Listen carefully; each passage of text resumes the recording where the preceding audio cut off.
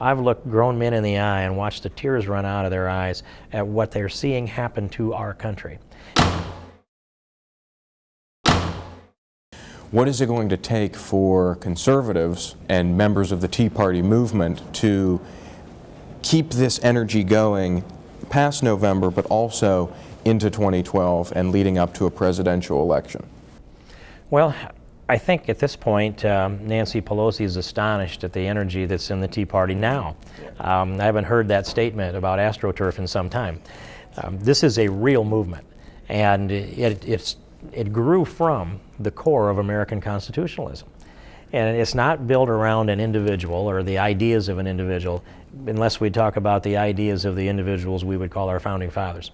And I go to these rallies and I count it a privilege to stand on the same soil with the people that are here defending America. I've looked grown men in the eye and watched the tears run out of their eyes at what they're seeing happen to our country. And they don't all let the emotion show like that, but there is a strong, powerful bond to save this country and pull us out of the abyss of socialism. I used to say from the abyss. We've been now driven into the abyss of socialism. We have to pull this country back out again. They know it. And the default guide is the Constitution itself. So if we can preserve and reestablish the Constitution, and there's a reason why the number one item that they want to see done on all legislation introduced in Congress is to cite the constitutional authority with every piece of legislation. I didn't think of that idea. I don't know why I haven't been doing that, but I like that idea. That's a great idea. And that tells you a lot about the Tea Party. This Constitution is enduring. There have been a lot of people that have tried to undermine it and disregard it. In the law schools every day they're teaching that the Constitution doesn't mean what it says. People here understand the Constitution has to mean what it says, or there's no guarantee that guarantees anything. So I think that if this movement can keep moving, and if they have, you have some pretty big name people that come into this that just want to donate some time and lend to the cause and be part of it all. It draws people in because of the grassroots movement, but it's not built around an individual. It's built around an ideal.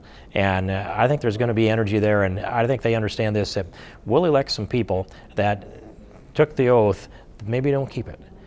And 2012 will call a lot of those people into account. And they're already tooling up for 2012 for the president and to hold people accountable that take the oath that don't keep their word. Well, that leads me into my final question about 2012 and the presidential candidate for the GOP or perspective.